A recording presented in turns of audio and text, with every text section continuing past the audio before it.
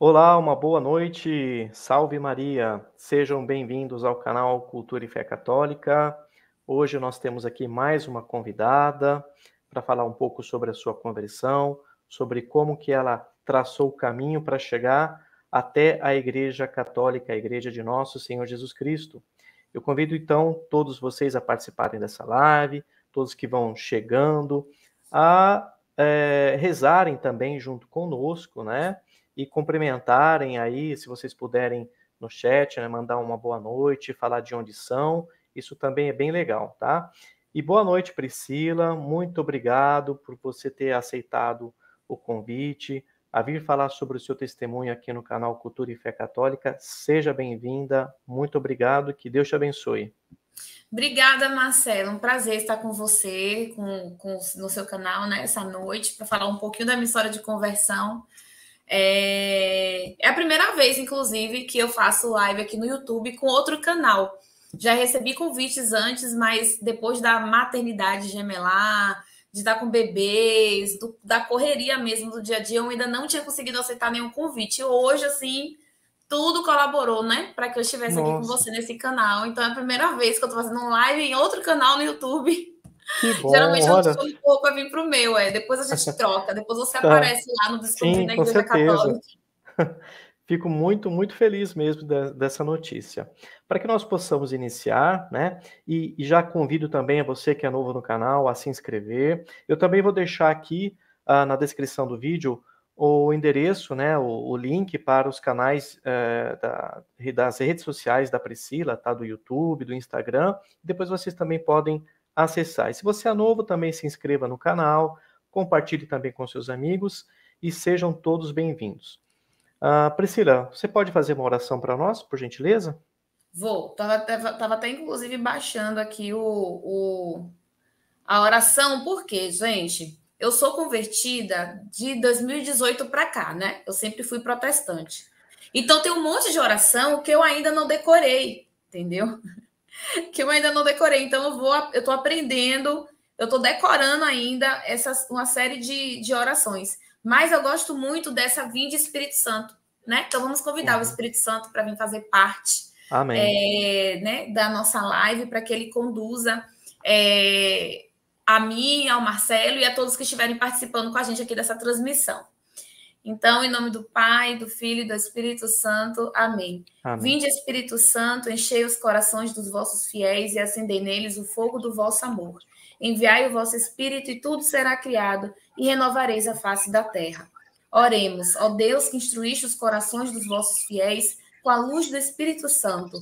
Fazei que apreciemos retamente todas as coisas segundo o mesmo Espírito e gozemos de sua consolação por Cristo, Senhor nosso. Amém. Amém. Muito obrigado, Priscila. Que Deus, então, nos abençoe e abençoe essa nossa live. Bom, Amém. então a Priscila já começou a falar aí, é mãe e tal, né? Como que é? Quem que é a Priscila, né? Acabou de falar que é convertida desde 2018, né? Mas falando um pouco da Priscila, quem que é a Priscila hoje?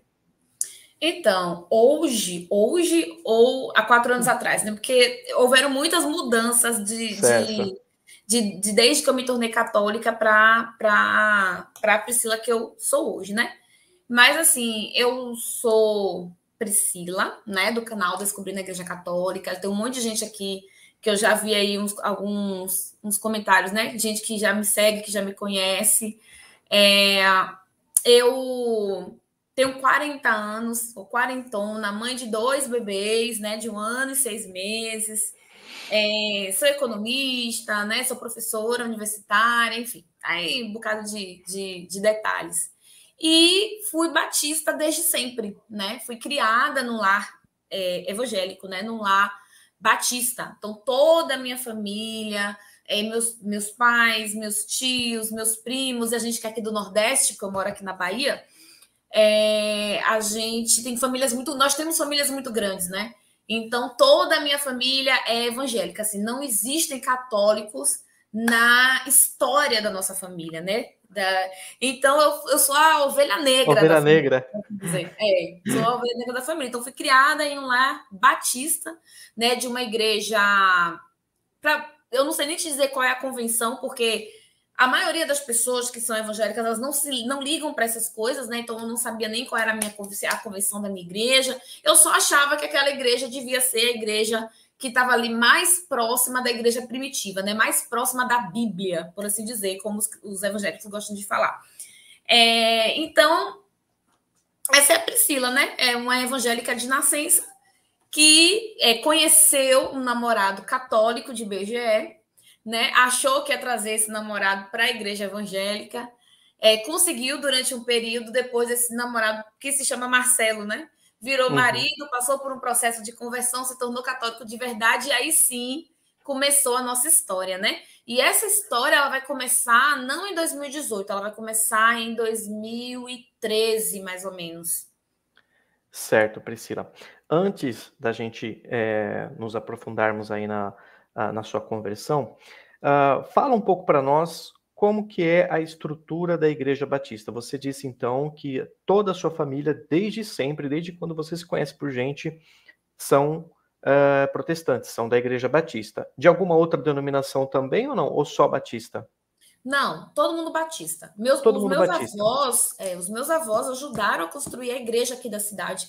A igreja batista aqui da cidade, que é a segunda igreja, né? Tem a primeira igreja batista, que é a primeira igreja que foi fundada na cidade, tem a segunda igreja batista. Então, a segunda igreja batista é a igreja que meus avós ajudaram a construir. Imagina. Uhum. Então, os filhos deles, né, que são minha mãe, meus tios, foram todos criados nessa igreja desde a infância, cresceram nessa igreja. Né? Então, não, todo mundo, assim, a família ela é tradicional na igreja, não tem? Como que funciona a estrutura da Igreja Batista? Tem os pastores, e além do pastor, tem mais algum tipo de ministro? Como é que funciona? Então, as igrejas batistas, elas são comunidades independentes, né? Cada igreja batista é uma comunidade independente. Então, ela vai ter um pastor titular, pode ter pastores auxiliares, por exemplo, na minha ex-igreja, na minha igreja batista, havia o pastor titular, havia o pastor de jovens, né? E havia um pastor auxiliar, né? Então, eram 3 pastores. Em termos de pastoreio. E essa comunidade tem uma direção, uma equipe de direção, né?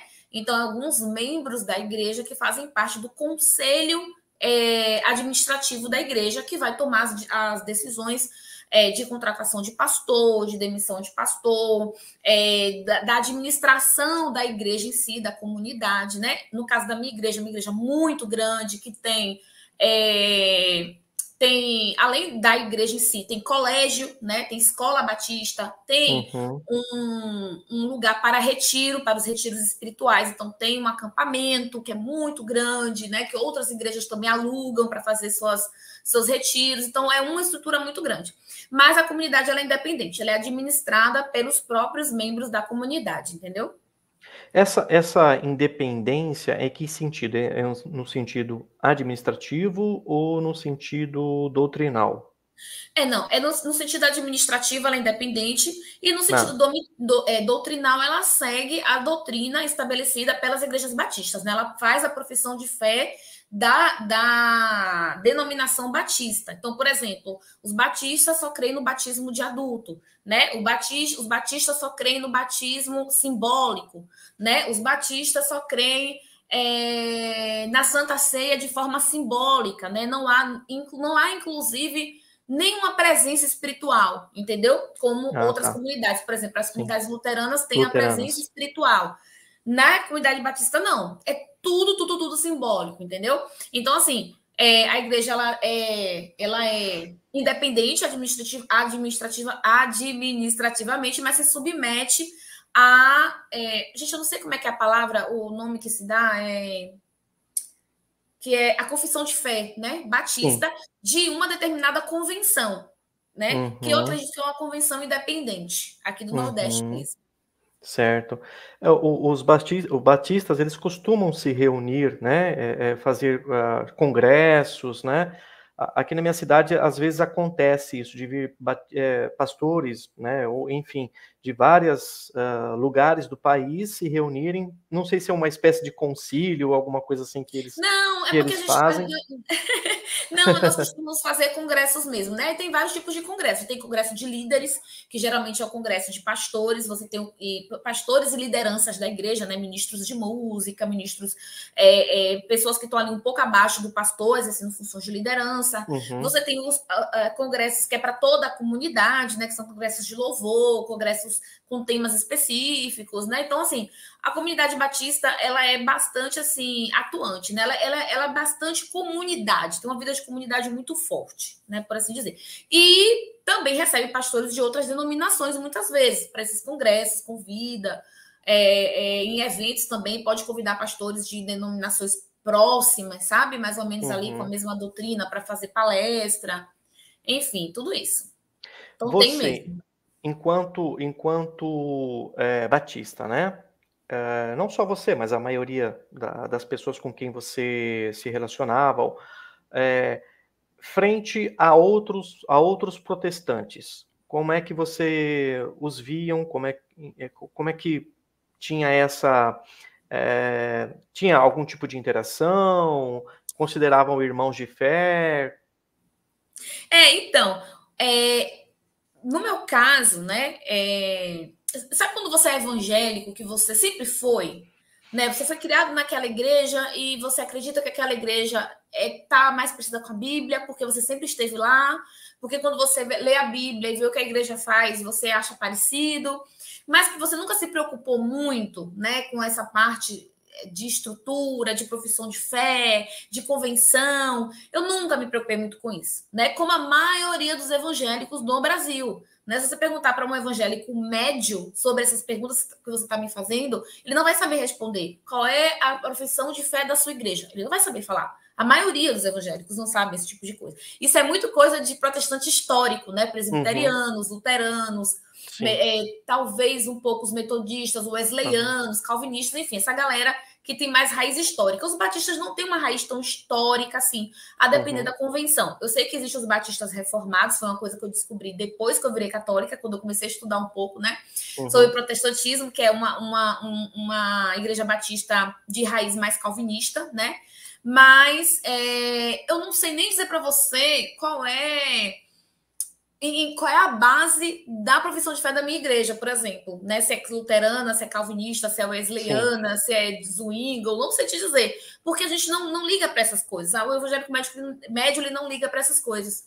E qual foi a pergunta que você me fez mesmo, Marcelo? Eu queria saber como é que você se relacionava com outros evangélicos, com outros protestantes, de outras denominações. Entendi. Não, irmãos de fé, né? As diferenças doutrinárias são diferenças de homens, né? De doutrinas de homens, então não são importantes. Então somos todos irmãos de fé, somos todos uma única igreja, porque para os evangélicos, né? A igreja, ela não existe uma igreja terrena no sentido institucional, como existe para nós católicos, né? Então a igreja ela é invisível, né? Ela é ali aquela reunião de todos os crentes de todos os tempos. Então é igreja, né? Agora, se é assembleiano, se é batista, se é neopentecostal, são pequenas diferenças de doutrinas de homens, né? É o que a gente costumava falar lá. Então, assim, todo mundo irmão. Se você acredita em X ou Y, isso é um detalhe, entendeu? Mas que o mais importante ali, que é Jesus Cristo, Senhor e Salvador, que morreu e ressuscitou, então tá todo mundo tá todo mundo no mesmo saco. A ideia era essa, né? Sim. E os protestantes, né, alguns eles costumam não utilizar a palavra sacramento para algumas coisas, né? Eles utilizam a palavra ordenança, né? As ordenanças, elas não são como se fossem disciplinas, elas não seriam necessariamente algo doutrinário, instituído por Nosso Senhor, etc., né? E quando você olhava um católico, quando você olhava para a igreja, como que era o seu olhar? Então, e aí eu gostaria de fazer uma distinção, né, entre protestantes e evangélicos, porque tem uma diferença. E qual é a diferença que eu coloco, né? O protestante, eu denomino protestante aquele protestante histórico, que vem ali de Lutero, que vem ali de Calvino, né? Então, assim, a galera que vem ali da reforma de fato.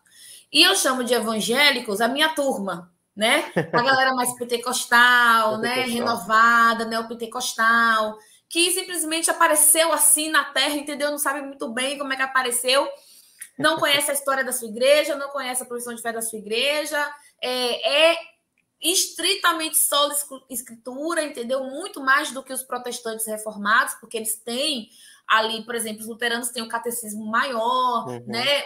Os calvinistas têm ali aquele negócio lá de Calvino, né? Aquelas ordenanças de Calvino, que eu não sei. Sim, não lembro o nome agora, não sei se alguém souber aí falar. Sim. Então, tem as institutas, né? Acho que são as institutas de Calvino, exatamente. Isso. A gente não tem isso. O evangélico não tem isso. O evangélico que não é histórico, que não é reformado, ele não tem essas coisas, né? Ele tem ali a Bíblia e ele frequenta ali uma comunidadezinha. Muitas vezes, eu era batista, mas poderia ser de qualquer igreja evangélica de esquina, que aqui na Bahia, por exemplo, tem muitas igrejas que qualquer pessoa abre e ela tá ali se reunindo com a galera lendo a Bíblia, tá?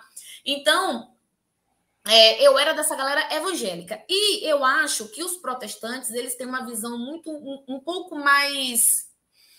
menos preconceituosa dos católicos do que os evangélicos de forma geral, sabe? Ah, sim. Então, a minha visão dos evangélicos era aquela visão do evangélico médio, né? Era a visão de que o católico o catolicismo é uma religião pagã, que foi fundada por Constantino, que deixou entrar no seu seio doutrinas pagãs, né? Que são igrejas idólatras, que é uma igreja que o Papa é o anticristo, né? Não sei se vocês viram a última novela da Record, que teve uma novela da Record que foi Apocalipse. Que o bispo, ele era uma espécie de anticristo na novela. Então, eu via algumas vezes, porque eu vi minha mãe assistindo, né? Então, algumas vezes eu parava para ver e eu falei, caramba, velho, é desse jeito, sabe? Aquela ideia de que a Igreja Católica é a Babilônia, né? Então, um preconceito terrível, principalmente relacionado à idolatria, né? Aquela ideia de que os católicos são idólatras e uma ideia também, e aí é um pouco culpa dos católicos, de que os católicos não têm relacionamento e compromisso com Deus, né? E aqui na Bahia é ainda pior, porque na Bahia a gente tem um sincretismo religioso muito forte. Então nós temos a presença da Umbanda, nós temos a presença do Espiritismo, nós temos a presença da Macumba, né? Que são religiões de matrizes africanas, que aqui na Bahia, elas se misturaram com muitos elementos do catolicismo. Né? Então, por exemplo, nós temos em Salvador, todos os anos, a lavagem do Senhor do Bonfim. A lavagem das escadarias do Senhor do Bonfim não é uma festa católica, mas ela é divulgada para os baianos como uma festa católica. Mas a lavagem... Repare, você tem a festa do Senhor do Bonfim, que é católico. Que é outra coisa. Exatamente, mas você tem a lavagem das escadarias do Senhor do Bonfim, que é feito pelas mães de santo e pelas baianas, né, da Umbanda e do Candomblé, né? Então, essa lavagem, ela não é católica. Só que, como aquilo é feito numa igreja católica, né? Então, quando você vê aquilo pela televisão, você fala, cara, os católicos piraram, né? Isso aqui é completamente ao oposto, nada a ver com o que Cristo ensina, né? Então, isso acaba gerando ainda mais preconceito na cabeça dos evangélicos, né? Por causa desse, aqui na Bahia, especificamente, por causa desse sincretismo religioso. Então, você tem, por exemplo, na Umbanda, no Candomblé, muitos santos, entre aspas, que vão receber outros nomes, Oxalá, Oxum, né, que vai receber Iemanjá. Então, são todos santos, entre aspas, né, do Candomblé e da Umbanda, que não são santos católicos, porém, eles utilizam elementos muito parecidos com os santos católicos. Por exemplo, Santa Bárbara tem uma imagem que é correlacionada no Candomblé. Só que recebe outro nome, entendeu? Então, isso na cabeça do evangélico, que não conhece a doutrina católica, faz uma confusão enorme. Então, imagina, e tudo isso povoa o imaginário do evangélico baiano, falando especificamente aqui da minha realidade, né? Então, o sincretismo religioso piora muito a situação. Entendi. Não, de fato, justamente essa confusão, ela realmente traz aí uma neblina, né, uma miopia, principalmente na visão, né, dos evangélicos, como que você está apontando, dando a entender que os católicos também têm aquele tipo de prática, né? E aí vem toda essa questão que você estava mencionando, da idolatria e tudo mais, né? E em nenhum momento, Priscila, você decidiu assim, olha, por que existem tantas religiões, né? Por que existem tantas igrejas e cada uma com uma espécie de doutrina. Enquanto evangélica, né, você nunca pensou isso, né? Por que que existe uma batista? Por que que existe uma Assembleia de Deus? Por quê? Nunca pensou isso? Então, é assim, pensar de forma séria, não, né? Pensar de forma superficial, sim. Uhum. Superficialmente, né? O que quando a gente se faz essa pergunta no meio evangélico, qual é a resposta? Existem igrejas diferentes porque as pessoas são diferentes. E Deus, para atender toda a diversidade humana, entendeu? Ele permite, então, diferentes formas, diferentes doutrinas, mas que essas doutrinas, que são diferentes, são muito superficiais e não afetam o cerne da fé cristã. Entendeu? Basicamente isso, de forma superficial, que é o que a maioria dos evangélicos fazem. Entendeu? Eu só fui me fazer essa pergunta de forma séria quando eu me casei e meu marido se tornou católico de fato. Aí o nível da coisa elevou, entendeu? Mas até então não, era tudo muito na base da superficialidade. Certo. Então vamos lá. Vamos entrar aí nesse seu processo de conversão, né? Você conheceu o seu marido e ele então te levou para a igreja. Não, foi o contrário, né? Ah, é? Ele era. Isso já tem o quê? Isso foi em 2010, né? Nós nos Tá. conhecemos, nós fazemos mestrado juntos, foi meu veterano, ficamos amigos, começamos a namorar e tal. Ele era católico de IBGE, né? Para quem nunca ouviu o termo, acho que a maioria das pessoas que estão aqui já devem ter ouvido Sim. o termo. Católico de IBGE é aquele católico que é só católico, né? Mas não tem vida, né? Não tem comprometimento nenhum com a doutrina católica, com a fé católica. Então, como ele era católico de IBGE, eu falei, mano, vai ser muito fácil levar ele para a igreja evangélica, porque os católicos não sabem nada de Bíblia, né? Os católicos são ignorantes, os católicos não têm vida com Deus, né? Aquilo lá é um antro de idolatria, isso na minha cabeça. Vai ser fácil levar ele. E de fato foi fácil. Então, como ele não lia a Bíblia, como ele raramente ia à missa, quando eu sentava com ele para falar da Bíblia, era fácil convencê-lo, né, da minha interpretação da Bíblia, né? E como ele não tinha conhecimento, ele não conseguia rebater. Então ele foi sendo convencido, como acontece com muitos católicos, pelos meus argumentos por falta de conhecimento. Né? Então, ele nunca tinha aberto o catecismo da igreja, ele tinha feito aquela catequese lá na infância, né? Já não lembrava mais. Então, foi muito fácil. Eu comecei a trazer ele, então, para a Igreja Batista. Ele começou a ir comigo em alguns cultos, né? Mas, assim, de certa forma, trazer ele para a Igreja Batista foi o que despertou ele a ter um relacionamento com Deus, sabe? Eu acho que foi providencial. E aí, quando ele começou a despertar para esse relacionamento com Deus, foi que ele começou a questionar, né, a sua fé. Qual fé era a fé verdadeira? Um questionamento que eu nunca tinha feito. Então, a gente passou os 2 primeiros anos de casados, ele indo para a igreja comigo, indo para a Batista, cantando os hinos, participando de retiro, participando de congresso, encontro de casais, né? A gente trabalhava nos encontros de casais da igreja, então a gente já estava assim, bem adiantado nisso. Eu estava super feliz quando um belo dia ele virou para mim, ele viajou, ele foi para um congresso em Salvador, que ele também é professor, foi para o congresso em Salvador. Quando ele voltou de Salvador, ele virou para mim e falou: Olha, eu não vou mais para a igreja com você porque agora eu sou católico. Do nada, assim, sabe? Sem me dar explicação, sem me dizer de onde que ele tinha tirado aquilo tudo. E nesse meio tempo você não percebeu nada de diferente? Não. Meu marido é uma pessoa muito discreta. Eu vou chegar aí.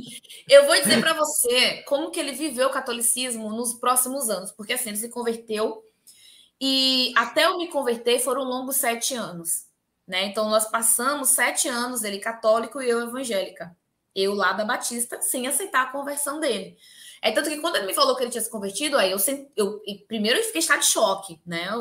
Pelo amor de Deus, o que aconteceu para você decidir virar católico? E aí ele foi me contar que ele começou a orar a Deus, pedindo para que ele revelasse qual era a igreja verdadeira de Cristo.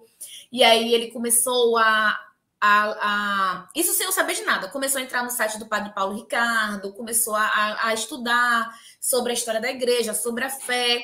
E ele, lá em Salvador, teve uma experiência com Deus e ele disse que Deus mostrou para ele que a igreja católica era a igreja verdadeira. Isso aí é um testemunho dele, né? Depois eu vou ter que convidar ele para vir contar para você o Sim, testemunho dele. olha, acharia maravilhoso se ele aceitasse. Exatamente. Sendo 2 Marcelos aqui. Sim. E aí, Ele não me explicou muito bem, mas eu também não estava muito interessada em saber, sabe? Eu só fiquei revoltada com aquilo, e aí a gente teve uma crise no casamento da gente. O primeiro ano, depois que ele se tornou católico, foi muito difícil, porque eu não aceitava que ele vivesse a fé católica dentro de casa, né? Então eu falava para ele que eu não aceitava imagens, né? Que eu não aceitaria terços, porque tudo isso para mim era coisa de Satanás, né? Era coisa de idolatria, então eu não aceitaria na minha casa elementos que ferissem a fé cristã. Olha só que loucura, né? Sim. E que eu não aceitaria também ir para a igreja sozinha, porque no início ele não queria ir mais aos cultos comigo, né? Mas graças a Deus que o Senhor, né, iluminou a cabeça dele, e depois de muita discussão, ele acabou decidindo ir para a igreja comigo, porque eu falei para ele, olha, eu não casei para ficar sozinha, eu não casei para andar só, eu não casei para ir para a igreja como se eu não tivesse marido. Se fosse assim, eu prefiro não casar. Eu prefiro não estar com você. Olha, eu fui bem assim agressiva com ele na época, né? Então ele falou: não, tudo bem, para você não ir então sozinha para a igreja, eu vou com você para a igreja, mas eu sou católico e eu não vou mentir. E era muito engraçado, porque ele participava de tudo comigo, né? Inclusive o pastor da igreja sabia que ele era católico, sabe? E falava: não, Marcelo, mas a igreja de Cristo é para todos, e você é muito bem-vindo. Então a gente continuou fazendo tudo, sabe? Sim. Indo para retiro espiritual. Gente, sério, eu não sei como é que meu marido aguentou. Meu marido é um santo. Agora, conversando assim, meu marido é um santo, porque ele aguentou reuniões de pequeno grupo, que são as reuniões familiares. E enquanto isso, ele ia estudando, sabe? Fortalecendo o conhecimento dele da fé católica para ganhar argumento, né? E as pessoas, era tão engraçado que as pessoas falavam assim: Marcelo, você é o católico mais evangélico que eu conheço. Que, na verdade, é o correto, né? É o Todo correto, sim. católico é evangélico, É porque evangélico. nós somos, né? Nós somos seguidores dos evangelhos também. Sim. Então as pessoas ficavam impressionadas quando ele abria a boca para falar, né? Nas reuniões e tal, com a sabedoria dele. E a gente começou, obviamente, a ter os embates, né? Teológicos, por causa dessa mudança dele. Então, eu não aceitava. Uma vez ele ganhou um escapulário. Eu não aceitei que ele usasse. Eu falei: você não vai usar o escapulário. Então, o que fazia? Ele tinha tudo escondido, Marcelo. Tudo escondido. Era impressionante. E eu nunca tinha visto. Ele guardou o escapulário. Ele tinha um texto, ele rezava o texto todos os dias. Eu nunca via. E ele começou a ler os livros da patrística. Ele começou a comprar os livros da patrística e a estudar os livros da patrística, e eu nem me toquei. Porque a gente tem uma biblioteca, como a gente é professor, pesquisador, a gente tem uma biblioteca em casa. Ele ia colocando na biblioteca, ia deixando lá e ia passando batido. Então, quando a gente começou a ter discussões teológicas, né, que eu começava a questionar a fé católica, ele começou a ter respostas que nenhum católico tinha me dado antes. Então, ele começou também a me fazer questões que eu não sabia responder. Sabe? Entendi. A sua pergunta foi essa mesmo? Porque eu já estou indo embora, né? Sim, exato. Não, pode seguir, fica à vontade, né? Porque você começou agora a falar para a gente aqui como é que se deu esse seu processo de conversão. Então, você falou aí do seu esposo, né? Todo esse trâmite aí, vocês ficaram ainda. Há quanto 7 tempo vocês anos. estão casados? Nós somos casados há 12 anos. Então, durante 7 anos, nessa situação aí, você evangélica, ele católico. E você caminhando ali agora, de repente, aí no momento, meio que entrando em parafuso aí com questões teológicas. A gente começou a discutir sobre batismo, sobre sacramento, sobre Santa Ceia, e eu naquela presa ao solo escritura, como todo evangélico, nossa, né? E ele começou, então, a me dar a correta explicação da interpretação das escrituras, né? Que eu tinha a minha, e ele começou a falar: olha, o que você está entendendo desse versículo está errado. Aí ele começava a me explicar. E aí teve uma vez que, numa dessas discussões, ele falou assim: Priscila, quem escreveu os 4 evangelhos? Eu, Marcos, Mateus, Lucas e João. Óbvio que eu ia saber responder isso. Aí onde que está assinado? Não, ele falou assim: quem foi Marcos e Lucas? Mateus e João? Eu. Foram apóstolos. Repara, na minha ignorância, eu achava que Marcos e Lucas tinham sido apóstolos também, apóstolos de Jesus, como João e Mateus. E aí ele falou assim para mim: não, Marcos e Lucas não foram apóstolos de Jesus Cristo. E eu falei: como não? Aí ele: deixa eu te perguntar mais uma coisa. Quem que colocou esses livros aí na Bíblia? E eu nunca, Marcelo, por mais assim, hoje eu acho estupidez, eu acho assim uma pergunta muito básica. Mas para o evangélico médio não é uma pergunta básica, porque a gente não pensa sobre isso. Uhum. A gente estabelece que a Bíblia é a palavra de Deus, é a última palavra, ponto final, mas a gente não reflete sobre o que é a Bíblia e como que ela apareceu, né? E eu nunca tinha refletido sobre como que a Bíblia surgiu. Como é que foi aqueles 4 evangelhos que foram determinados que ia estar ali? Eu nunca tinha pensado se já tinham sido escritos mais evangelhos para além daqueles 4. Eu nunca tinha pensado quem foi que botou aqueles evangelhos todos juntos ali e disse, não, aqui esses livros são inspirados. São inspirados e são autênticos, que é o mais importante, né? Então ele perguntou e eu não sabia responder, né? Aí ele perguntou assim, o que aconteceu depois que acaba o Apocalipse na história da igreja? Sim. E eu não sabia. Eu sabia que João tinha ido para a ilha de Patmos. Eu achava que ele tinha morrido na ilha de Patmos, como a maioria dos evangélicos, porque a Bíblia acaba aí. Uhum. A Bíblia não fala o que aconteceu com João, que João saiu da ilha de Patmos, voltou para a Ásia e fundou igrejas na Ásia. Uhum. Certo? Peraí que meu filho chorou, deixa eu ver se meu marido chegou aqui, ó, o ouvido de mãe. Tô ouvindo ele chorar, meu marido chegou aqui. Chegou. E aí, eu não sabia. Eu só sabia que acabava a Bíblia em João, aí depois vinha um longo processo de escuridão e vinha Lutero.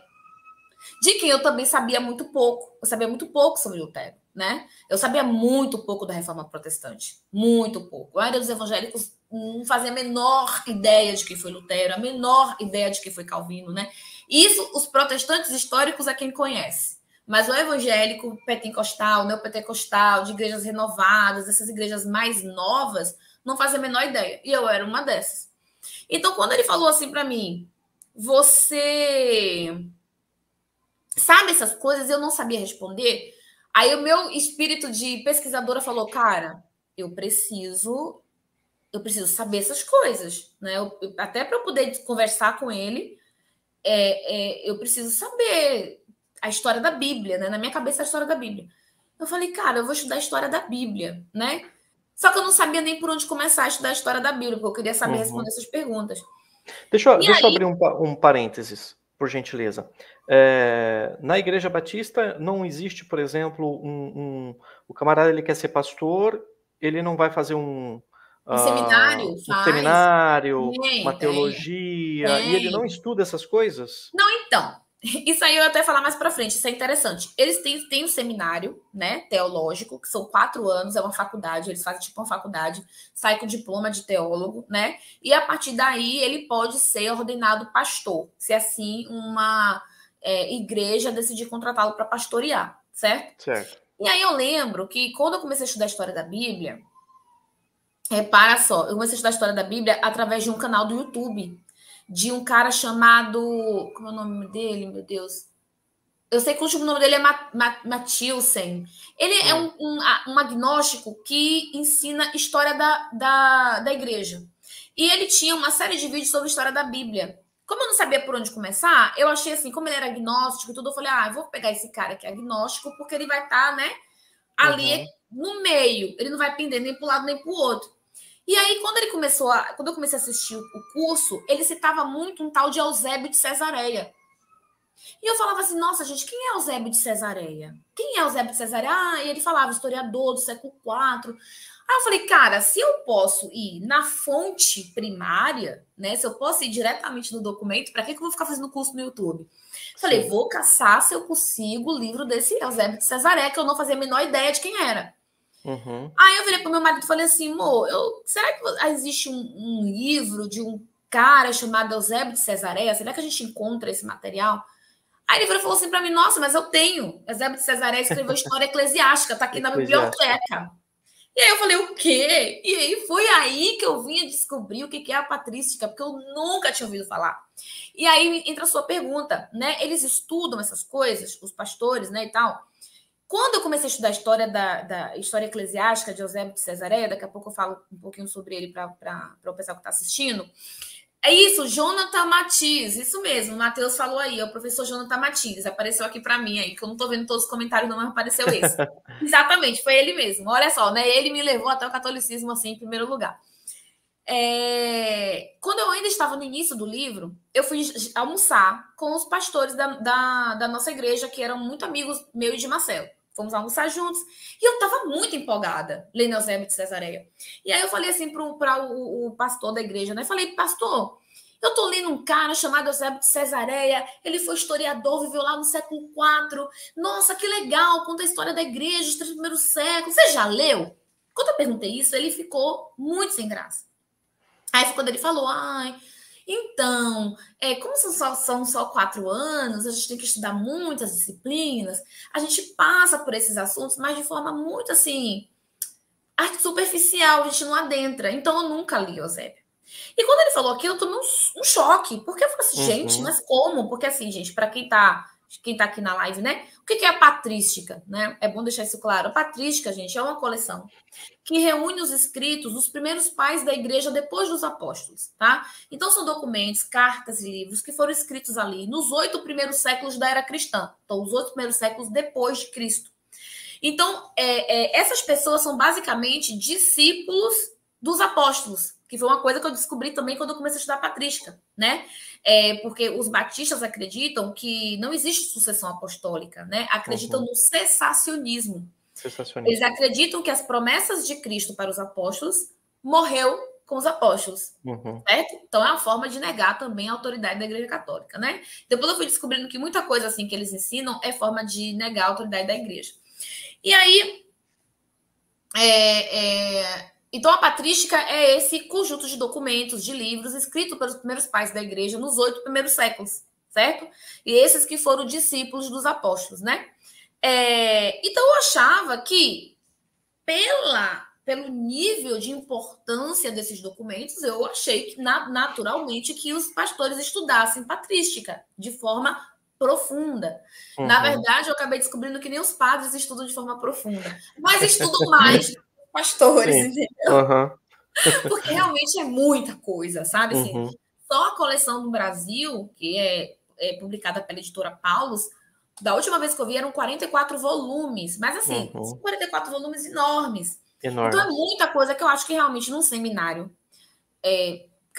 protestante nem se fala, que são só 4 anos, não tem como. E no católico, que são praticamente 10 anos, mas pela quantidade de conteúdo que eles têm que ver, realmente não dá para adentrar em todos eles. Então, eu tenho 5 anos de convertida, eu tenho 5 anos estudando patrística, e até hoje eu não terminei a coleção.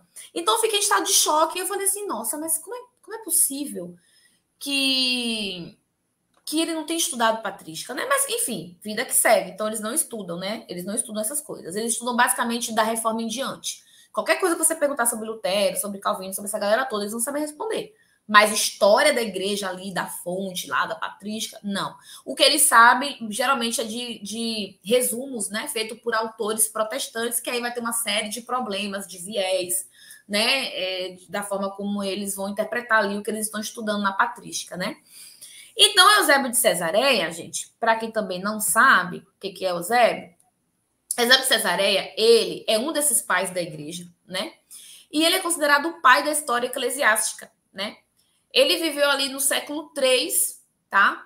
E ele escreveu a história eclesiástica no ano 311. O que ele fez, tá? Ele pegou todos os documentos que estavam preservados nas bibliotecas de Alexandria e nas bibliotecas palestinenses da época, né? Recolheu toda a literatura cristã dos tempos antigos que ele pôde, e aí ele foi e juntou esses documentos em um livro. Esse livro se chama História Eclesiástica. E uma informação interessante, né? Eusébio de Cesareia foi consagrado bispo da igreja, logo depois ali de Constantino. Então, ele era um padre da igreja, né? Ele era bispo da igreja. Mas ele era um homem muito erudito, tá? Então, ele vai discutir temas de história, geografia, teologia, apologia, enfim. E Eusébio de Cesareia ele é tão importante porque ele que trouxe luz sobre a igreja dos primeiros séculos. Se não fosse esse levantamento bibliográfico que ele fez, nós saberíamos muito, muito, muito pouco sobre a igreja dos 3 primeiros séculos. Do século 1, 2 e 3. Saberíamos pouquíssimo. Então, assim, basicamente o que a gente sabe desse período, de termos históricos, é por causa de Constantino. E eu não sabia de nada disso, né? E o livro dele é interessante, porque eu peguei... Eusébio. Oi? Eusébio. Eusébio de É por Cesareia. causa de Eusébio de Cesareia. É que você falou Constantino.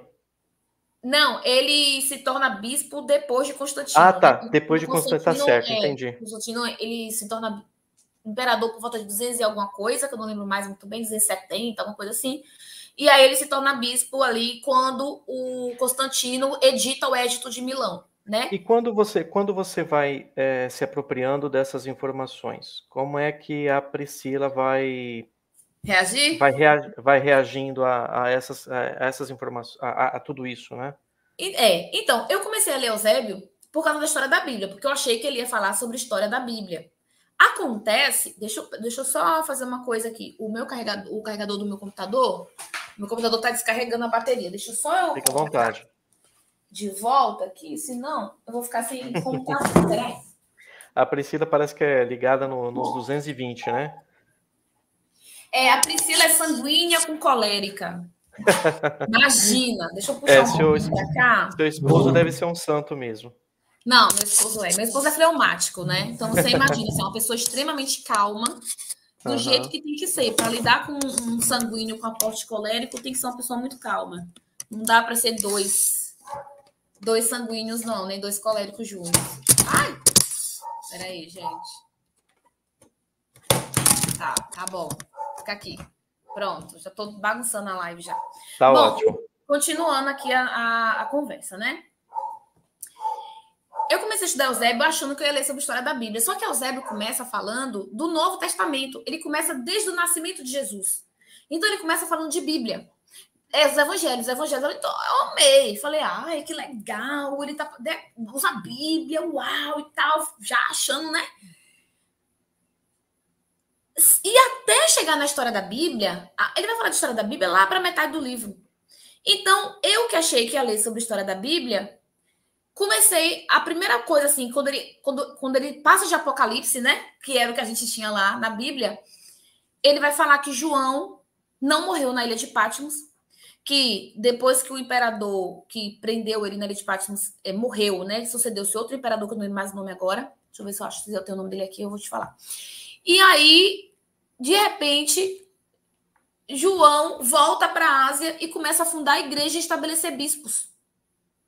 Então, ele começa a contar as atitudes dos apóstolos após a ascensão de Jesus. Que a gente não vai ter, a gente vai ter ali o Atos dos Apóstolos e pronto, né? Que vai falar assim dessa forma. E aí foi que começou, então, aí ele vai falar do apóstolo Tiago, que ascendeu ao episcopado em Jerusalém, que virou bispo em Jerusalém, né? Então ele vai começar a contar o que foi acontecendo lá com os apóstolos. E aí ele vai chegar em Pedro e Paulo, nos apóstolos Pedro e Paulo. Foi aí, nesse momento, que eu percebi que a minha vida ia mudar. Porque quando ele vai falar de Pedro, dos apóstolos Pedro e Paulo, né? Ele vai falar que o apóstolo Pedro e Paulo, na época do imperador Nero, foram para Roma. Uhum. E em Roma eles estabeleceram os fundamentos da igreja. E em Roma eles foram martirizados. Só que os batistas não acreditam que Pedro, né? Basicamente falar de Pedro aqui, que Pedro esteve em Roma. Porque na Bíblia, o apelido de Roma é Babilônia. Babilônia. Então, para os batistas, a Babilônia não é Roma. A Babilônia é uma cidade, né? Tem uma cidade chamada Babilônia que Pedro foi para a Babilônia, não para Roma. Então, toda a Santa Sé é uma farsa. E engraçado, porque eu vi um dos pastores que me pastoreava, foi inclusive para Roma. E ele fez umas lives, uns vídeos, uns stories de lá, né? E ele fala, eu tô aqui na Santa Sé Católica. Eles dizem que o apóstolo Pedro foi martirizado aqui. Nós sabíamos que isso é uma grande mentira, que Pedro nunca esteve em Roma. E eu só botei a mão na cabeça. Eu, meu Deus, cala a boca. Não, ele esteve em Roma. E aí, quando eu comecei a ler, e aí eu descobri que, de fato, Pedro esteve em Roma, eu fiz exatamente isso. Eu falei, não, isso é mentira. Pedro nunca esteve em Roma, ele esteve na Babilônia, né? Só que aí, virando a página, Eusébio de Cesareia relata, né, que Roma era apelidada, que Eusébio relata que Pedro assinalava o nome de Roma com o nome simbólico de Babilônia. Babilônia. Citando 1 Pedro 5,13. Então, assim, aí eu li isso. E eu falei, caraca, mano. Eu falei, os católicos estão falando a verdade. Meu Deus, Pedro morreu em Roma, gente! E aí, pronto. Porque, assim, só isso aí, para mim, já foi um castelo que foi desmoronando. Porque é básico para os batistas, eu vou falar dos batistas, que Pedro não morreu em Roma, entendeu? E aí ele fala, né, dos lugares onde foram depositados os restos mortais do apóstolo Pedro e Paulo, né? Ele fala, se você for aí ao Vaticano, encontrarás os troféus dos fundadores desta igreja. Olha só. Então, assim, quando ele fala isso, aí logo em seguida ele fala que o primeiro presidente da igreja de Roma, depois que o apóstolo Pedro foi martirizado, foi Lino, né? Que foi o primeiro bispo, que assumiu a função de bispo da igreja depois do apóstolo Pedro. Então, assim, aí pronto. Aí isso aí, para um evangélico médio, já assim, corta, quebra com uma série de ideias que a gente tinha na nossa cabeça. Então, quando eu li isso, eu lembro que eu me joguei no chão. E eu gritava Marcelo, eu falava, Marcelo, meu amor, Pedro morreu em Roma! Pedro morreu em Roma. Ele, sim, meu amor, eu sei que Pedro morreu em Roma. Por que você tá falando? Não, ele morreu na Babilônia. Ele, meu Deus, Babilônia é Roma. E eu fiquei em estado de choque mesmo, sabe, Marcelo? Foi assim. Eu acho que eu passei 3 dias digerindo aquela informação e eu não podia falar para ninguém. Se eu chegasse pro meu pastor para falar aquilo, ele não ia acreditar em mim. Sabe? Então aí começa. Aí eu vou aprofundando no estudo de Eusébio de Cesareia, e aí começa, de fato, eu começo a descobrir como que a igreja primitiva acreditava, como é que a igreja primitiva vivia o cristianismo no início da era cristã, que é o objetivo de todo mundo. Todo mundo quer fazer parte da igreja primitiva. E quanto mais eu lia, aí eu fui descobrindo a sucessão apostólica, que os apóstolos tinham discípulos, esses discípulos tomavam o lugar dos apóstolos depois que eles morriam, ou eles eram colocados, né? Eles eram nomeados bispos pelos apóstolos. Aí eu descobri a Eucaristia, que para mim também foi um divisor de águas muito forte, porque ele fala, né, que a Santa Ceia, né, a Eucaristia, ela era secreta. Só podia participar os batizados.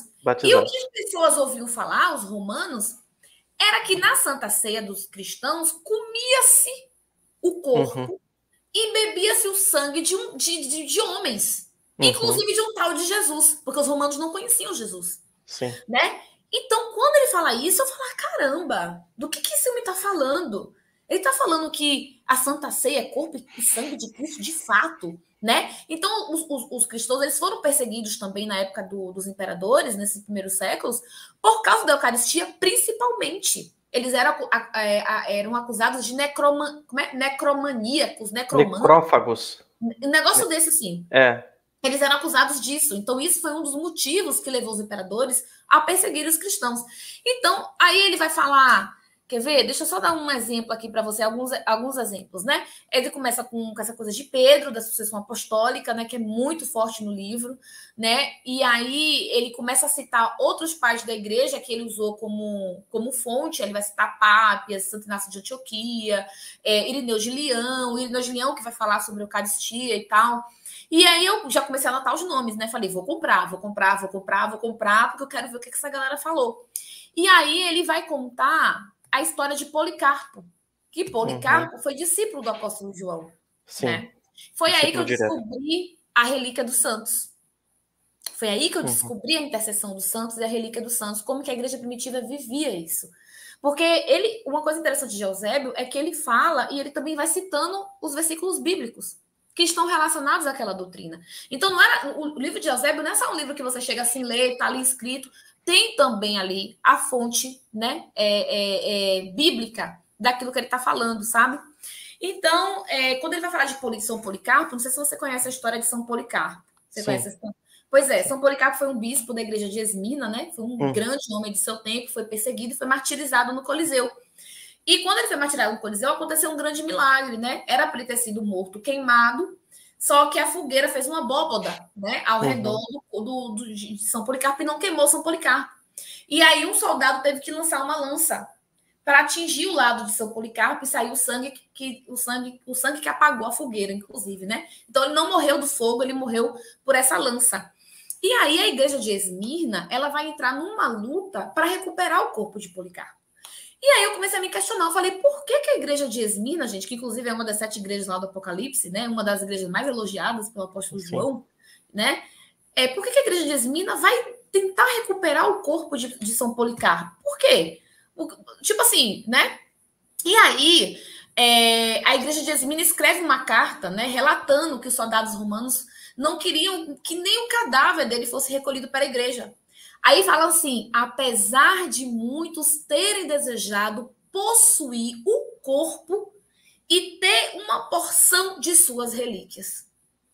E aí eu falei, cara, mas por que a galera quer ter o corpo de Policarpo? Eu comecei a me questionar, né? E aí nessa carta, os esmirnotas, né, eles escrevem, os romanos tinham medo que o povo começasse a adorar o corpo de Policarpo.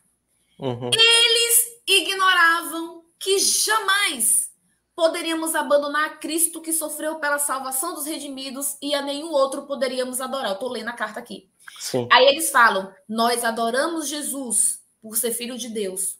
Quanto aos mártires, nós os amamos com razão, enquanto discípulos e imitadores do Senhor. Possamos também nos tornarmos seus companheiros e condiscípulos.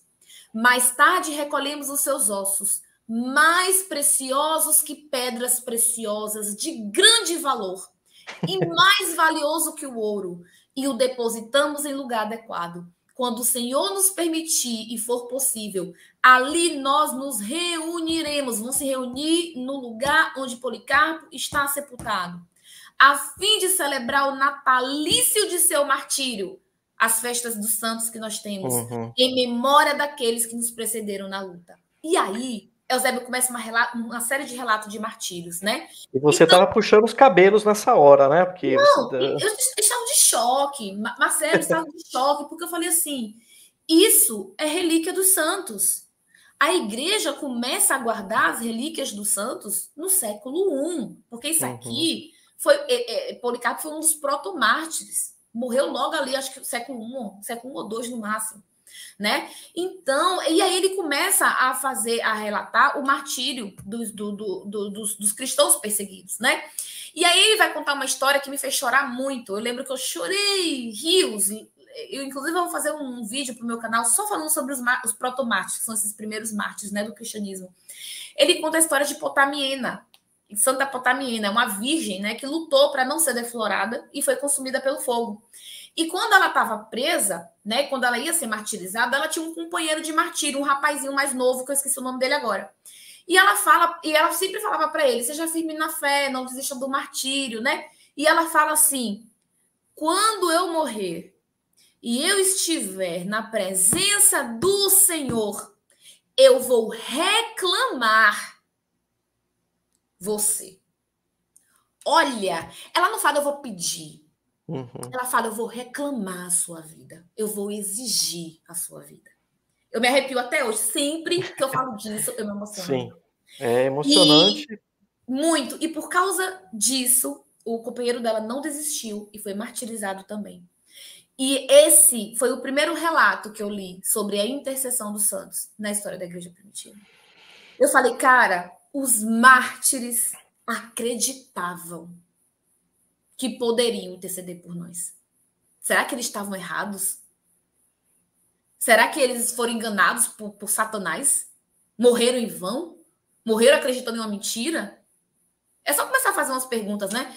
E aí, ele vai citar que Dionísio, né, que foi também um cristão muito assim influente da época, ali no ano 200, ele vai escrever o seguinte, ele vai falar assim, deste modo, nossos santos mártires, agora sentados ao lado de Cristo, partícipes de seu reino, que julgam com ele e com ele proferem a sentença. Está lá em Apocalipse, capítulo 20, versículo 4 e 1 Coríntios 6, 6. Eles se tornaram os nossos protetores. Cara, Dionísio, ele vai dizer que os mártires, eles não estão só no céu, na presença do Senhor, intercedendo. Eles estão julgando com Cristo. Eles ganharam direito. Cara, ai, meu Deus, como, gente, é impossível você ler um negócio desse. E isso não é lindo demais. Eles ganharam direito por tudo que eles passaram de julgar e com Cristo proferir a sentença. Quando o pessoal fala assim, não, porque eles não podem interceder, eu falo, eles não só podem interceder, não, meu amigo, eles podem julgar, você vai ter que engolir essa aí também. É É verdade. muito mais do que a gente imagina, do que a gente fala. E aí, se você for ler o Apocalipse, né, capítulo 20, versículo 4, o que é que está escrito lá? Vi também tronos, sobre os quais se assentaram aqueles que receberam o poder de julgar. Eram as almas dos que foram decapitados por testemunho de Jesus. Amém. Tá em Apocalipse. E quando eu li isso, eu falei, como que eu nunca vi esse versículo? Eu falo, deve ser uma cegueira, sabe? Que a gente tem. Porque naquele momento que eu li isso, e eu fui para a Bíblia, né? Fui para a Bíblia, ter certeza que estava escrito isso mesmo. Parece que caíram escamas dos meus olhos, Marcelo. De repente, um mundo novo se abriu. Um mundo novo. Tudo que eu achava, que eu entendia de Bíblia, de interpretação de Bíblia, tudo foi por terra. Sabe? Eu falei, eu não sei nada. Eu não sei nada sobre a minha fé. Eu não sei nada sobre a origem da minha fé. Eu não sei porque eu sou evangélica. Eu não sei porque eu sou batista. Eu não sei porque eu creio em Cristo. Aí eu falei, eu vou buscar a verdade. E aí, a partir daí, nesse momento aqui eu já estava indo para a missa, já tinha começado a ir para a missa. Eu já estava indo para a cheio missa. de preconceitos ainda, com muitos Aham. preconceitos. Eu falo que Maria foi o último preconceito que eu venci. Eu já tinha mais de um ano de convertida quando eu finalmente aceitei Maria, porque eu tinha uma visão completamente deturpada de Maria. Então, assim, quando eu vi esse relato da intercessão dos santos, que eles julgam conosco, proferem a sentença conosco, né? E eu fiquei, entendeu? Eu fiquei em estado de choque. Assim, é uma quebra. Ou aí você só tem duas opções: ou você acredita, porque é real, esses fatos históricos de fato aconteceram. Eusébio de Cesareia é reconhecido por qualquer historiador sério, sabe? Qualquer historiador sério reconhece a autenticidade de Eusébio de Cesareia. Né? E aí eu comecei a buscar os outros livros. Então eu fui ler Padres Apostólicos, aí eu fui ler Santo Inácio, aí Santo Inácio começa a falar da excelência da Igreja de Roma, aí da sucessão apostólica, da dignidade do bispo, do papel do bispo na igreja, da sucessão apostólica. Aí eu fui lá e li Pápias, que vai falar a mesma coisa, aí li Clemente de Alexandria, aí eu fui ler Irineu de Leão. Irineu de Leão também, assim, foi uma leitura chocante, porque Irineu de Leão, no livro 3 e 4 é a doutrina cristã. Irineu de Leão escreve tudo aquilo no ano 180. Irineu de Leão foi discípulo de São Policarpo, que foi discípulo do apóstolo João. Então, Irineu de Leão é até considerado humus apostólicos, né? E se você chegar e ler Santo Ambrósio, por exemplo, você vai chegar justamente nas matrizes da liturgia que a gente tem hoje. Sim, né? já Da li, inclusive, Santo celebração Ambrósio. litúrgica. É. Priscila, tá. Você começou a ir à missa, você falou assim, bom, sou católica. E aí, qual foi o passo? Você foi fazer catequese? Você fez profissão de fé pública? Como é que foi isso? Então, é interessante porque eu não me converti logo de cara, assim. Eu comecei a ir para a missa. Eu ainda tinha muitos preconceitos com Maria. Eu não entendia muito bem os dogmas marianos, então eu precisava entender, né? Então eu comecei a estudar. E tudo isso debaixo dos panos. Porque, por um acaso, né, isso foi em 2018. Em 2018, quando eu comecei a estudar a história da igreja, a gente estava fazendo doutorado em Juiz de Fora, em Minas Gerais. Então, eu não estava aqui na nossa cidade, eu estava fora da minha igreja. Então, ninguém sabia o que estava acontecendo comigo. Eu estava lendo, estava estudando, estava tomando minhas decisões, tudo escondido. Então eu tinha muito medo, né? Eu falava, gente, como é que eu vou me assumir católica para todo mundo? Nossa rede de relacionamentos era toda evangélica. Os pastores, amigos de vir aqui na nossa casa, né? Minha mãe, minha irmã, meus primos, meus tios, gente, vai ser um escândalo. Então, assim, eu ficava, assim, sabe, eu preciso ter certeza de que a Igreja Católica é, de fato, a Igreja de Cristo, para eu tomar uma decisão dessa, porque isso vai mudar a minha vida, como de fato mudou. né? Então, eu comecei a estudar e depois de... Aí, nesse período, eu fui para uma comunidade chamada Comunidade Resgate, lá em Juiz de Fora, que é uma comunidade que tem como carisma a educação. E eles têm um curso de Escola da Doutrina Católica. Então, Escola da Doutrina Católica. Então, durante um ano, a gente se reúne uma vez por semana para estudar a doutrina católica. Tipo uma catequese, só que mais profunda. E eu acho que era o que eu precisava, inclusive. Então, eu não fiz a catequese na paróquia. Entendi.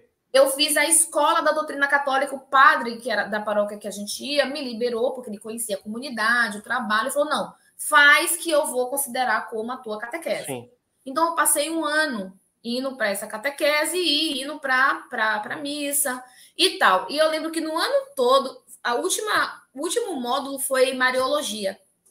E aí eu era a pessoa que mais perguntava na reunião, nas aulas, né? Eu era a que mais levantava a mão.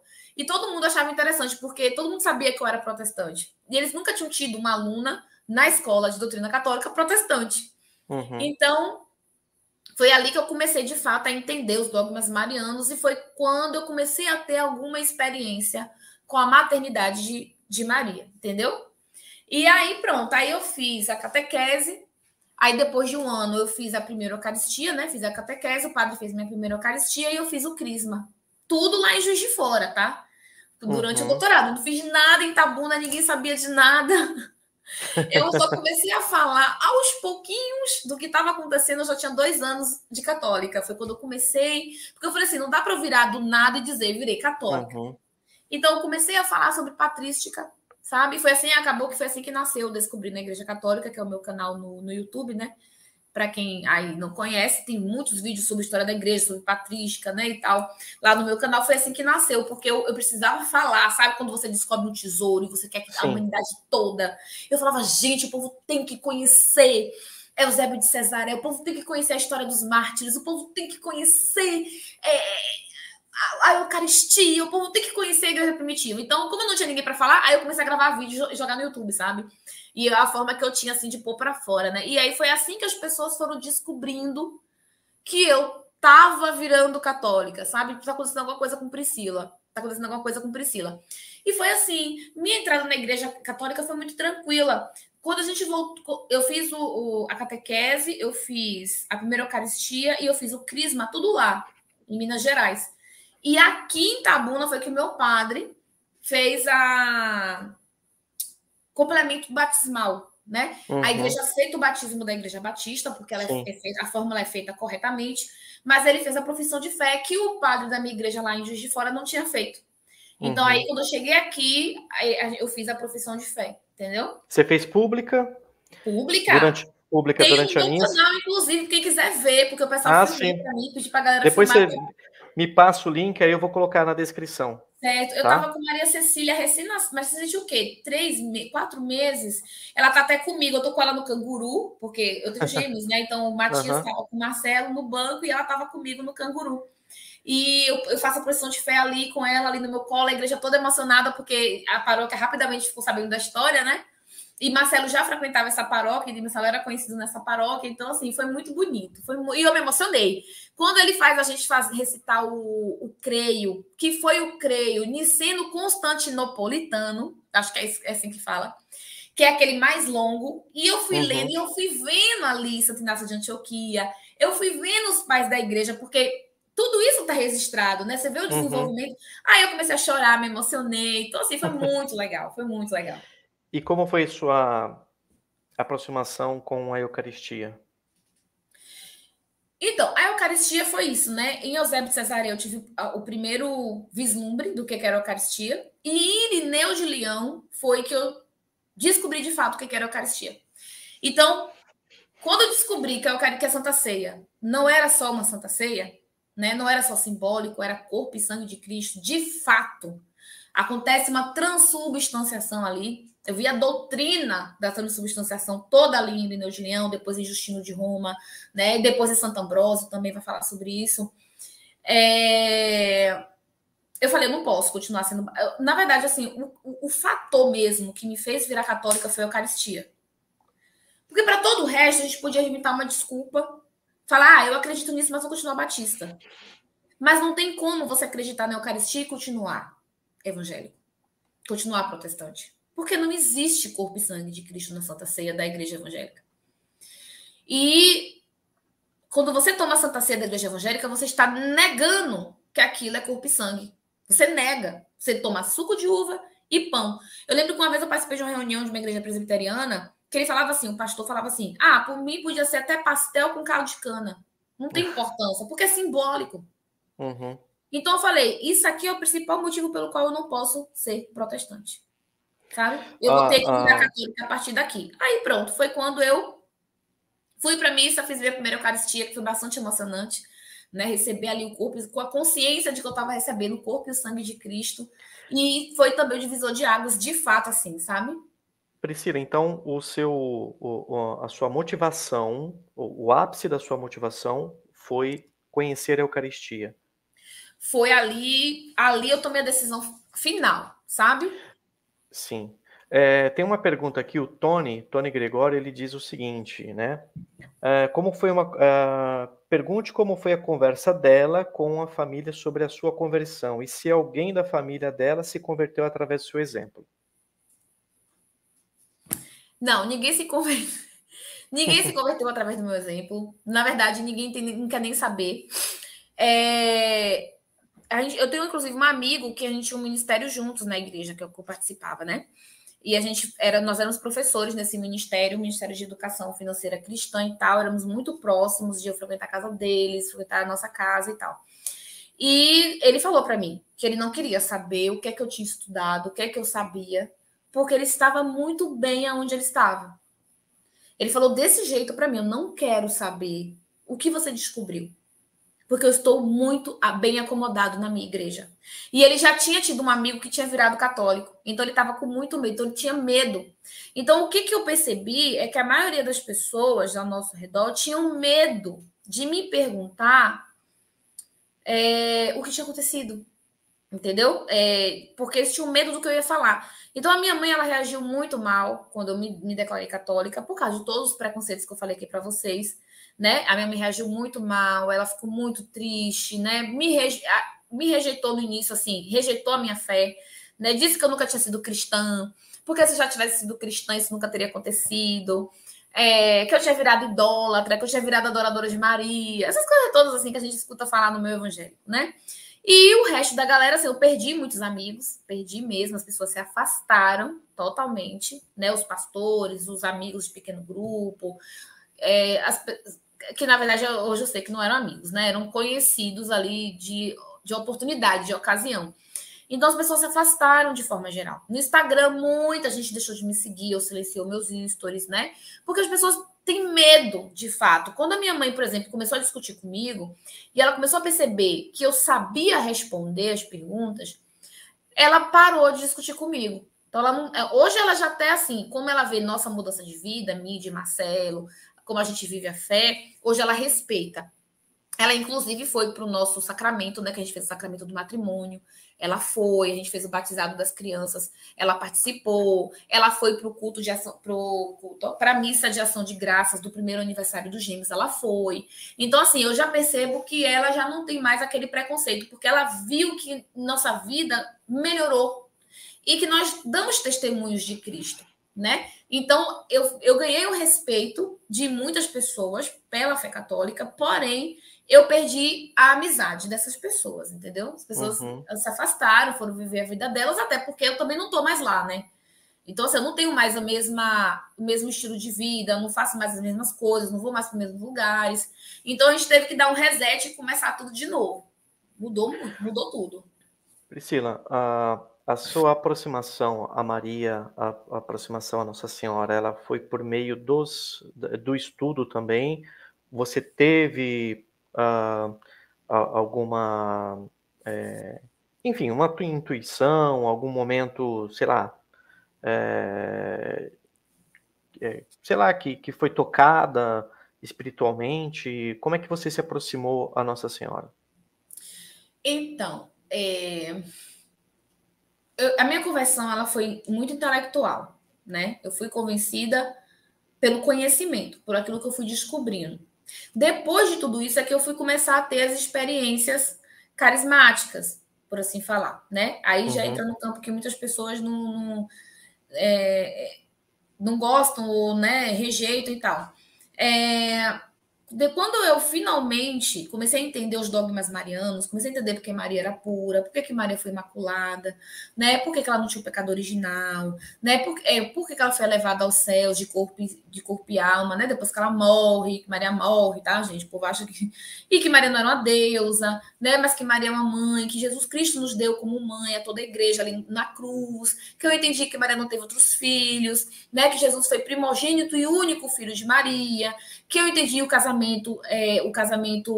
como é que fala? Josefino, né? O casamento josefino, que foi o casamento de Maria e José, que foi um casamento que não teve consumação matrimonial, né? Conjugal, né? E por que que é assim? E que tudo isso está registrado, isso não é inventado, né? Tudo isso tem registro histórico ali. Alguém, nas épocas, escreveram sobre isso, né? Então, tudo isso é tradição. E aí, quando tudo isso entrou na minha cabeça, que eu comecei a entender que Maria, por ser minha mãe espiritual, não era uma deusa, e Maria não tomava o lugar de Deus, nem o lugar de Jesus, né? Mas que ela estava ali intercedendo por mim como mãe, que eu entendi que eu ganhei uma mãe, né? Espiritual. Aí sim eu tive a primeira experiência com ela, porque até então eu nunca tinha conversado com Maria como intercessora, né? E aí eu lembro que uma vez eu estava no final dessa aula, na comunidade Resgate, tinha uma imagem de Maria, aquela imagem de. Ai, gente, eu não sei o nome das imagens, tá? Alguém vai falar aí. É aquela imagem de Maria que tem a serpente debaixo dos pés dela. Como é o nome dessa imagem? Eu acho que é Nossa Senhora das Graças, não é? Não, acho que não é, não. Mas enfim. Alguém vai saber falar aí. Eu sou muito por fora, viu, gente, de nome, assim, dos adjetivos, assim, as imagens, né? Correlacionar com, Uhum. com os títulos. Mas, enfim, tinha essa imagem. E aí eu lembro que eu cheguei perto da imagem, muito temerosa. Falei, Senhor, se eu estiver pecando, se eu estiver cometendo um ato de idolatria, eu lhe peço que o Senhor me perdoe, porque é na melhor das intenções. Fui tudo assim, viu? Aí eu toquei na imagem de Maria e comecei a conversar com ela. Falei, então, Maria, eu sei que nós não somos íntimas, que eu não te conheço, mas eu sei que você me conhece. Eu sei que você está aí como mãe, né? Me amando como mãe, como sua filha, como filha adotiva, como assim como a senhora, né? Teve Jesus Cristo e o amou como filho. Nós somos irmãos adotivos de Cristo, então somos também seus filhos. Aí comecei a conversar com ela. E aí nessa conversa foi que eu senti uma experiência ali, né? Sobrenatural, enfim, eu comecei a sentir ali uma opressão muito grande, eu comecei a sentir que tinha alguma coisa me impedindo de fazer aquilo, que tinha alguma coisa perto de mim que estava. E eu comecei a sentir assim que estava havendo alguma opressão de alguma forma. E aí eu lembro que eu chamei uma das meninas da comunidade e falei assim, cara, eu comecei a tremer, comecei a suar frio, sabe? Eu falei assim, cara, eu não tô me sentindo muito bem e tal. E aí ela pegou e colocou o terço na minha mão e ela falou assim: você vai vencer isso pela oração do terço. Eu nunca tinha rezado o terço na minha vida.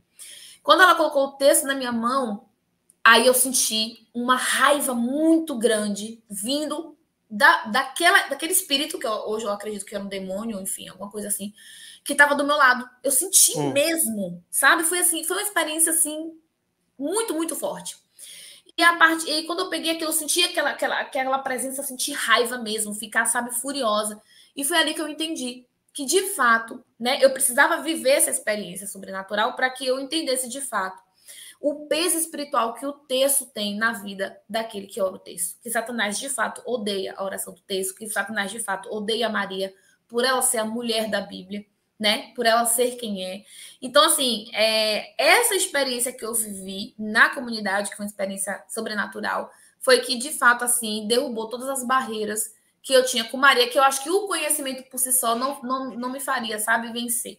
Tem coisas que a gente tem que viver, né? Tem que sentir, tem que experimentar do mundo espiritual para que a gente possa realmente se convencer. Maravilha, maravilha. É. Priscila, nós já chegamos aqui a mais ou menos 1 hora, né, de live, e eu gostaria de fazer 2 perguntas a você, né? A primeira, o que você aprendeu, né, durante o período em que você foi evangélica, né? E a outra é o que você pode dizer aos protestantes, aos evangélicos, enfim, aqueles que querem ou estão pensando em se aproximar da Igreja Católica? Assim, eu não tenho, eu acredito que eu precisava nascer num lar evangélico. Eu tive muitas experiências com Deus na Igreja Batista, porque eu acredito que o Espírito Santo está lá porque nós estamos lá na ignorância, né? As pessoas que estão nas igrejas evangélicas estão lá na ignorância. Elas não têm esse conhecimento que a gente está falando aqui, né? Eu não tinha esse conhecimento. Elas foram ensinadas de uma forma, né? Elas foram ensinadas a odiar a Igreja Católica, elas foram ensinadas a odiar os santos da Igreja Católica, elas foram odiadas a negar os sacramentos, elas foram ensinadas a negar os sacramentos, né? Mas eu acho que o basicão da fé eu aprendi lá, sabe? Eu aprendi a amar Jesus Cristo na igreja evangélica. Então, a igreja evangélica, de certa forma, me preparou para fazer o caminho para fazer esse processo de busca pela verdade. Mas esse processo de busca pela verdade, ela nasce de um amor genuíno e de um estado de humildade para reconhecer que nós não sabemos tudo, né? Porque o evangélico, ele é meio altivo, né? Ele é meio soberbo. Ele é meio assim, eu me basto, né? Eu sou capaz de ler a Bíblia e interpretar a Bíblia. Eu não preciso de mais ninguém. Eu não preciso dos pais da igreja. Eu não preciso de documento histórico. O evangélico, ele tem isso, né? E eu tinha isso. Eu era soberba, né? E foi só quando eu assumi um posicionamento de humildade foi que, de fato, eu pude descobrir a plenitude da fé. Porque a fé que eu vivia era uma fé incompleta. Era uma fé que, nos seus princípios básicos, estava de acordo com aquilo que Cristo ensinou, mas que tem muita falsidade, é muito falseada, né? Por muitas heresias que ainda existem e persistem nas comunidades evangélicas. Há muitas heresias que são exatamente as heresias que os pais da igreja combateram lá desde o século I. Quando você vai estudar a patrística é só combate às heresias. E você fala, cara, essa heresia aqui existe até o dia de hoje. Ela está ressuscitando nas comunidades evangélicas. E os pais da igreja combateram isso aqui lá no início, né? Por quê? Porque isso faz parte da natureza humana. Nós queremos ser mestres, e quanto mais mestres existem, mais heresias vão surgindo, mais a gente vai se afastando da verdade, enfim, mais tudo isso. Então, o que eu quero dizer para os evangélicos que estejam passando, eu vi um comentário aí de alguém falando, uma moça falando, estou passando por tudo isso que Priscila está falando igual, né? É que, assim, a decisão de se tornar católico para um evangélico requer muita coragem. Porque é uma mudança de vida, né? É uma quebra de paradigma que muda toda a sua forma de viver, né? E requer muita humildade e muito amor ao nosso Senhor Jesus Cristo e à família que o nosso Senhor Jesus Cristo deixou para a gente, né? Então, nenhum evangélico se torna católico, quer dizer, nenhum, talvez seja prepotência minha falar isso, né? Mas a maioria dos evangélicos que eu conheço que se tornaram católicos passaram por um processo de busca pela verdade. Passaram por esse processo de buscar o conhecer a história da igreja, né? E lá no início de tudo, né? Descortinar o que aconteceu na igreja primitiva, descobrir os pais da igreja, ou ler os documentos católicos, né? Buscar com sinceridade, né? A verdade. E se você busca com sinceridade a verdade e está disposto a seguir e amar a verdade, você está disposto a se sacrificar por essa verdade. E é um sacrifício, porque a gente mata a vida antiga da gente quando a gente se torna católico. Então, assim, a minha vida hoje, enquanto católica, foi um corte total com a vida que eu tinha antes, né? Porque agora eu tenho todos os sacramentos, né, à minha disposição. Eu tenho todos os santos a quem eu posso recorrer, interceder. Eu aprendo com todos eles, né? O cristianismo se tornou muito maior, muito mais amplo do que aquilo que eu tinha na igreja evangélica. Mas é uma vida muito melhor. Se tornar católico é viver uma vida muito melhor. É uma vida mais difícil.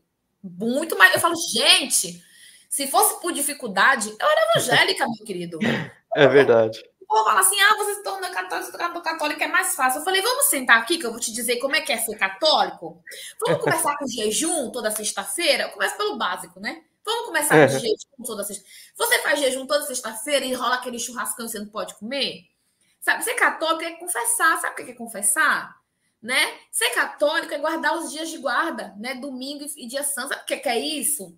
Então, assim, ser católico de verdade é muito difícil, mas é muito lindo. Ser católico é lindo demais, gente. Eu falo para todos os católicos, eu falo assim, olha, eu dou graças a Deus pela vida dos ex-protestantes. Porque eu acho que a igreja precisava dos imigrantes. Eu falo assim, eu sou imigrante, eu não sou nativa, eu não nasci na igreja católica, então eu sou imigrante.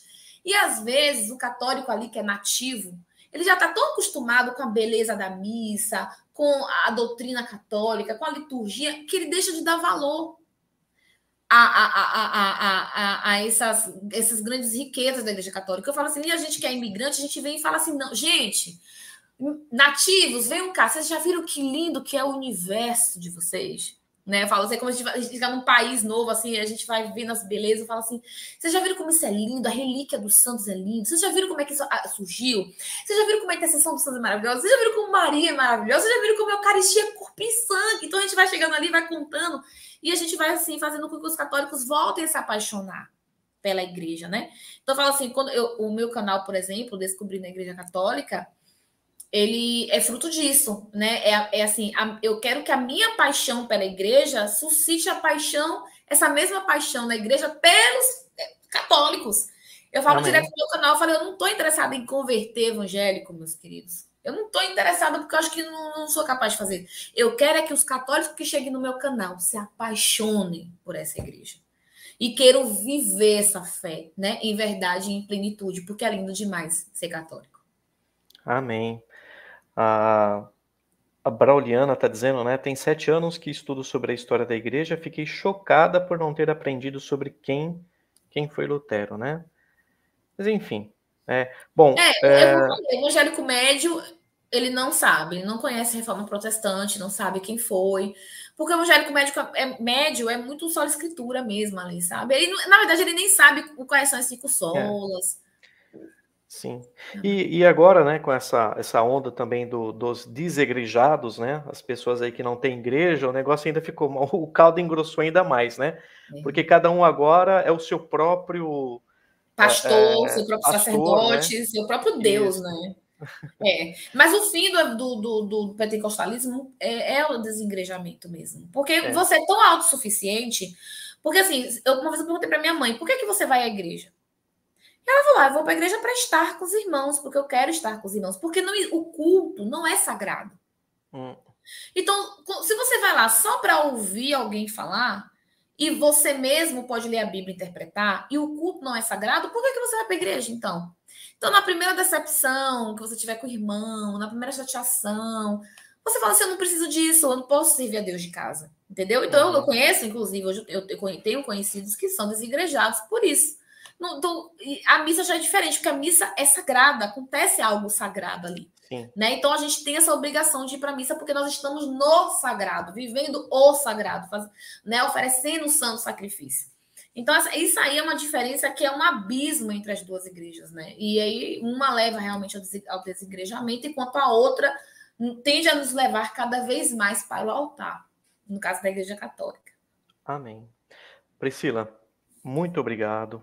Tá? Que Deus abençoe você grandemente, você, seu esposo, seus filhos, tá? Sua casa seja abençoada pelas mãos de Nossa Senhora. Agradeço imensamente, né?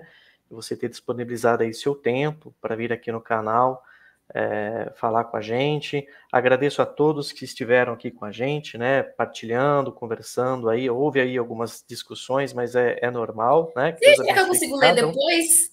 Acho que consegue. Mas que Deus abençoe cada um de vocês, tá? Que estiver aí no comentário, que todos possam chegar à plenitude da verdade, né?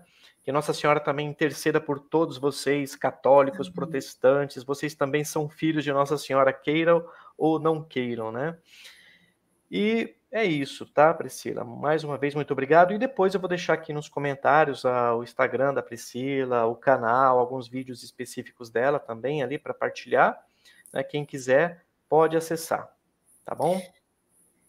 Marcelo, eu agradeço imenso o convite. Foi bom, tinha muito tempo que eu não contava assim, né?